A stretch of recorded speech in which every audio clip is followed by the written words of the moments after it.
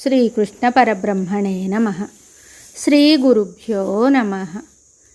శ్రీమద్భాగవత సంగ్రహము ప్రథమ స్కందము. నారదుని పూర్వజన్మ వృత్తాంతము. భాగవత రచన అశ్వత్థామ ఘాతుకము. నారదుడు తన పూర్వజన్మ వృత్తాంతాన్ని ఇలా చెప్తున్నాడు.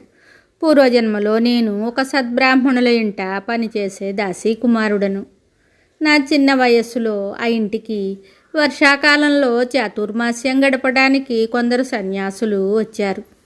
వారికి సేవలు చేయవలసిందిగా గృహ యజమాని నన్ను నియోగించారు.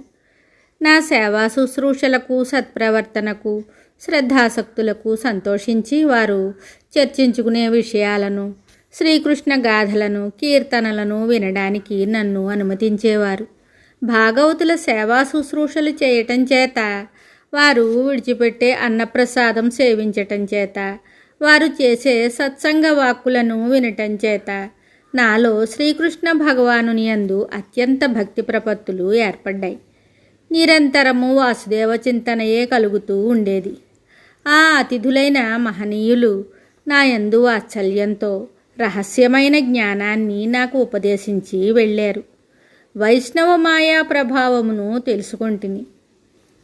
ఉపాయము, ప్రాప్యము ఆ భగవానుడే అని, ఆధ్యాత్మిక, ఆది భౌతిక, ఆది దైవిక దుఃఖాలు కలగకుండా ఉండాలంటే మనం చేసే సకల కర్మలు భగవదర్పితంగా భగవత్ప్రీతి గురించే చెయ్యాలని తెలుసుకున్నాను. ధర్మయుతమైన కర్మాచరణ వలన పాపములు తొలగి భక్తి ఏర్పడుతుంది. అర్ధకామాల గురించి చేయబడిన కర్మలు సంసార బంధం ఏర్పరుచుతాయి. పరమాత్మయే కర్త, భోక్త అని, తాను ఒక పరికరం మాత్రమే అనే విశ్వాసంతో కర్మ చేయడం వలన పూర్వకర్మలు వ్యయమై బంధములు తొలగడానికి తోడ్పడతాయి. అట్టి కర్మయోగము ద్వారా జ్ఞానం కలుగుతుంది. ఆ జ్ఞానమే భక్తిగా పరిణమిస్తుంది. భక్తిచే భగవద్ దర్శనం లభిస్తుంది. స్వధర్మాశ్రమ నియమానుగుణంగా కర్మలను ఆచరిస్తూ భగవన్నామ కీర్తనం చేస్తుంటే భక్తి ఉదయించి వృద్ధి చెందుతుంది. ఓం నమో భగవతే వాసుదేవాయ, వాసుదేవాయ ధీమహి, ప్రద్యుమ్నాయ అనిరుద్ధాయ నమః, సంకర్షణాయ చ అని కీర్తిస్తూ ఆ దివ్యమూర్తిని ధ్యానిస్తూ భజిస్తుంటే దర్శనం లభిస్తుంది. నేను ఆ విధంగానే ఆచరించి భక్తిని, భగవద్ దర్శనాన్ని పొందాను. ఆ బ్రాహ్మణ గృహస్థుని ఇంట నుండగా నా తల్లి పాము కాటుచే మరణించింది. 5 ఏళ్ల బాలుడనైన నేను దానిని దైవ సంకల్పంగా భావించి ఇల్లు విడిచి ఉత్తర దిశగా నడిచి వెళ్ళి పట్టణాలు, పల్లెలు దాటి ఒక భీకరారణ్యంలో ప్రవేశించాను. పోయి ఆకలి దప్పులతో అలసిపోయి ఒక రావి చెట్టు మొదట కూర్చున్నాను. మహాత్ముల జ్ఞానబోధను స్మరించుకుంటూ, నా హృదయ కమలమందున్న పరమాత్మను ధ్యానించుకుంటూ దర్శనం గురించి తపించి ఏడుస్తుంటే కొంతసేపటికి నా హృదయంలో శ్రీహరి దివ్య దర్శనం కలిగింది. నేను ఆనందసాగరంలో మునిగిపోయాను. నా ఉనికినే మర్చిపోయాను. అంతలోనే ఆ మనోహర దివ్య దర్శనం అదృశ్యమయ్యింది. మళ్ళీ ఆ అద్భుత రూపాన్ని చూడాలని నా మనస్సు తహతహలాడింది. ఆ రూపాన్నే ధ్యానిస్తూ ఎంతకాలం గడిపానో తెలియదు. కానీ నాకు మళ్ళీ ఆ దర్శనం దొరకలేదు. ఒక మధుర స్వరంతో నాకు ఈ మాటలు వినిపించాయి. బాలక, నీవు సత్పురుషులకు చేసిన సేవ వలన నీకు నా యందు నిశ్చల భక్తి ఏర్పడింది. ఆ భక్తి నీ యందు దృఢపడవలనని నీకు నా దర్శనం ఒకసారి ఇవ్వబడింది. మరు జన్మలో నా భక్తుడు అవుతావు. రాబో కల్పంలో పూర్వస్మృతితో జన్మించి నా సేవ చేయగలవు అని. అప్పటి నుండి నేను భగవన్నామకీర్తనం చేసుకుంటూ సంచరిస్తూ శరీర పతనం గురించి ఎదురు చూస్తూ ఉండేవాడను. తరువాత నా జీవుడు బ్రహ్మదేవుని యందు ప్రవేశించాడు. సహస్రయుగముల తరువాత కల్పాదిలో మరీచి, వశిష్ఠాదులతో సహా నేనును ఉద్భవించాను. భగవానునిచే ఇవ్వబడిన ఈ వీణను మోయించుకుంటూ ఆయన యొక్క లీలలను గానం చేసుకుంటూ బ్రహ్మచర్య దీక్షను వహించి ముల్లోకాలలోనూ సంచరిస్తుంటాను అని నారదుల వారు తన పూర్వజన్మ వృత్తాంతాన్ని తెలియజేశారు. భాగవత రచన. ఓ వ్యాసమునీంద్ర, నారాయణ నామ సంకీర్తన చేస్తుంటే ఆయన దివ్య సుందర రూపమే నా కన్నుల ఎదుట ప్రత్యక్షమైన అనుభూతి నాకు కలుగుతోంది. నేను ఆనంద సాగరంలో తేలియాడుతుంటాను. నీవు వేదాలలో కర్మకాండను, ఉపనిషత్తులలో బ్రహ్మసూత్రాలలో జ్ఞాన మార్గాన్ని, మహాభారతంలో కర్మ మార్గమును, మానవ ధర్మాలను ప్రవచించావు. ఇప్పుడు భగవంతుని లీలాగుణ వైభవ గాథలతో కూడిన భక్తి కావ్యాన్ని రచించితే నీవు పరమశాంతి ఆనందాలను పొందగలవు అని ఉపదేశించి నారదుడు నిష్క్రమించాడు. నారదుడు వెళ్ళిపోయిన తరువాత వ్యాసుడు తన శమ్యాప్రాసమనే ఆశ్రమంలో ధ్యానమగ్నుడై పరమపురుషుని దర్శించాడు. ఆయన అధీనంలోనున్న మాయను కూడా దర్శించాడు.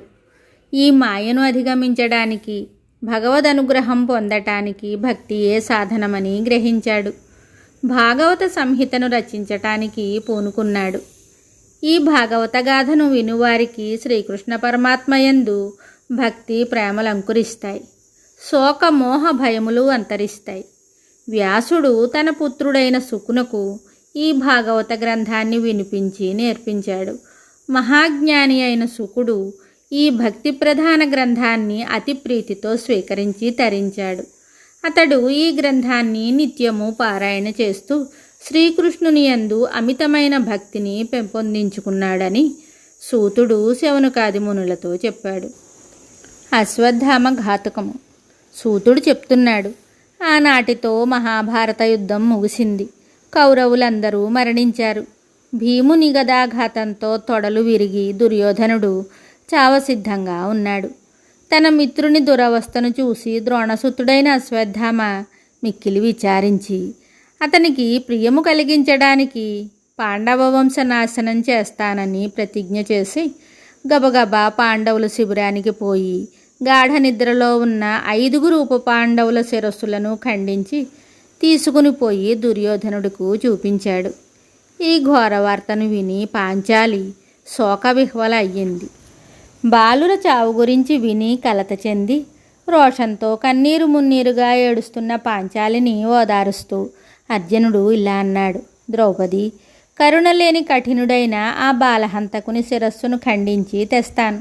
దానిని త్రొక్కి స్నానం చెయ్యము అని చెప్పి శ్రీకృష్ణుని సారథ్యంలో రథాన్నెక్కి అశ్వత్థామను వెంబడించాడు. పారిపోతున్న అశ్వత్థామ అర్జునుని చూసి ప్రాణభయంతో అతనిపై బ్రహ్మశీర్షాస్త్రాన్ని ప్రయోగించాడు. ఆ అస్త్రరాజము ప్రచండ తేజస్సుతో అర్జునునిపైకి దూసుకొని వస్తుంటే ఏమి చెయ్యాలో తోచక అర్జునుడు శ్రీకృష్ణుని ఈ విధంగా స్తుతించాడు.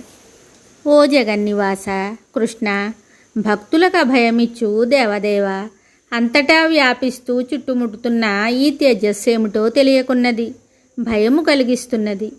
దీని నుండి రక్షింపబడే మార్గాన్ని నాకు తెలుపుము అని ప్రార్థించగా అది అశ్వత్థామచే ప్రయోగింపబడిన బ్రహ్మాస్త్రమని, దానిని ఎదుర్కోవాలంటే వేరొక బ్రహ్మాస్త్రాన్నే ప్రయోగించాలని శ్రీకృష్ణుడు చెప్పటం చేత అర్జునుడు బ్రహ్మాస్త్రాన్ని విడిచిపెట్టగా 2 అస్త్రాలు భూమి ఆకాశాలను తేజస్సుతో నింపివేస్తూ ప్రళయాగ్ని వలె ప్రజ్వలించాయి. శ్రీకృష్ణుని సూచనపై అర్జునుడు 2 బ్రహ్మాస్త్రాలను ఉపసంహరించాడు. నిరస్త్రుడై శక్తి ఉడిగిన అశ్వత్థామను అర్జునుడు బంధించి తెచ్చాడు. అప్పుడు శ్రీకృష్ణుడు అర్జునునితో ఇలా చెప్తున్నాడు, ఎదుర్కొనే శక్తి లేని చిన్నపిల్లలను రాత్రివేళ నిద్రిస్తున్న సమయంలో చంపి పారిపోతున్న ఈ బాలహంతకునిపై కరుణ చూపదగదర్జున అని చెప్పి ఒక ధర్మ సూక్ష్మాన్ని కూడా శ్రీకృష్ణుడు జ్ఞప్తికి తెస్తాడు. భయపడిన వానిని, దైన్యముతో అణిగి ఉన్నవానిని, నిద్రిస్తున్న వానిని, మత్తులో ఉన్నవానిని, భంగపాటు చెందిన వానిని, సాధువై జడుడై ఉన్నవానిని కాపాడుమని ఆర్తి చెందిన వానిని, స్త్రీని చంపటం ధర్మం కాదు అని చెప్పడంలోని శ్రీకృష్ణుని ఆంతర్యం ఏమిటో అర్జునుడు గ్రహించే ఉంటాడు. అశ్వత్థామ శిరస్సును తెచ్చి నీ పాదాల వద్ద పడవేస్తానని ద్రౌపదికి మాట ఇచ్చిన అలా చెయ్యకుండా పుత్రశోకముతో కుమిలిపోతున్న ద్రౌపదియే ఎలాగ నిర్ణయిస్తే అలా చెయ్యవచ్చునని అతనిని తీసుకొని వచ్చి ఆమె ముందుంచాడు. బాలవధ చేసి పట్టుబడి కట్టబడి హతుల తల్లి ఎదుట నిల్చుని ఉన్న అశ్వత్థామ అవమానంతో, సిగ్గుతో, రోషంతో తల వంచుకొని ఉడికిపోతున్నాడు. మహాసాధ్వి అయిన ద్రౌపది అంతటి ఘోర విపత్తులో కూడా తన ధర్మధ్యాసను కోల్పోకుండా అర్జునునితో ఇలా అంటున్నది: ఆర్యపుత్ర, ఇతడు నీ గురుపుత్రుడు, సోదరుని వంటివాడు. ఇతనిని ఈ విధంగా బంధించటం తగదు, కట్లు విప్పివేయండి అని కోరి అశ్వత్థామతో ఆ మాతృమూర్తి ఈ విధంగా అన్నది: ఓ బ్రాహ్మణోత్తమ, మా మగవారందరూ నీ తండ్రి అయిన ద్రోణాచార్యుల వారి వద్ద శస్త్రవిద్యలు నేర్చుకున్నవారే కనుక నీవు కూడా గురు సమానుడవే అయి ఉండియు కొంచెమైనా కరుణ లేనివాడవై ఈ విధంగా నీ శిష్యుల బిడ్డలను ఖండించటం నీకు తగియున్నదా? నీవు సద్బ్రాహ్మణుడవు, బుద్ధిదయా గుణాలను ప్రకాశింపచేయవలసిన వాడవు, వీరాగ్రేసరుడవు. ఈ విధంగా అసురకృత్యమైన శిశుహత్యకు పాల్పడడం నీకు ధర్మసమ్మతమేనా తండ్రి?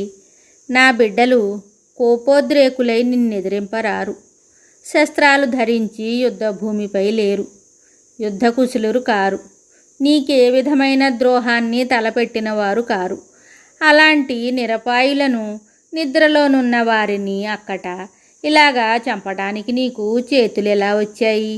అయ్యో, నీవు ఈ విధంగా బంధింపబడి శిక్షింపబడనున్నావని తెలిసి నీ తల్లి అయిన కృపి నాలాగుననే పుత్రశోకంతో ఎంతగా కుమిలిపోతున్నదో కదా అని ఆమె కృష్ణార్జునులతో బ్రాహ్మణుల ఆగ్రహానికి గురి అయిన క్షత్రియుల వంశాలు నాశనమవుతాయి కనుక ఇతనికి ఏ హాని చేయకుండా విడువవలనని కోరింది. ధర్మయుతమైన ఆమె మాటలు విని శ్రీకృష్ణుడు, ధర్మజుడు, సాత్యకి మొదలైన వారంతా ఆమెను అభినందించారు. కానీ భీముడు మాత్రము అంగీకరించక కోపావేశంతో ఇలా అన్నాడు: కొడుకుల్ని పట్టి చంపాడని వాడిపై కోపగించక ఈ బాలఘాతకుని విడిచిపెట్టమని చెప్తోంది ద్రౌపది వెర్రిది. వాడు బ్రాహ్మణుడేనా? ఎలా విడిచిపెడతాం? మీరు చంపండి, లేదా నేను ఇంతమంది ముందు ఒక్క పిడికిడి పోటుతో వీడి తల పగలగొడతాను అన్నాడు. అప్పుడు శ్రీకృష్ణుడు ఇలా చెప్పాడు: అర్జున, వీడు శిశుహంత ఆతతాయి, చంపదగినవాడు, కానీ బ్రాహ్మణుడు చంపరానివాడు అని వేదవాక్కు.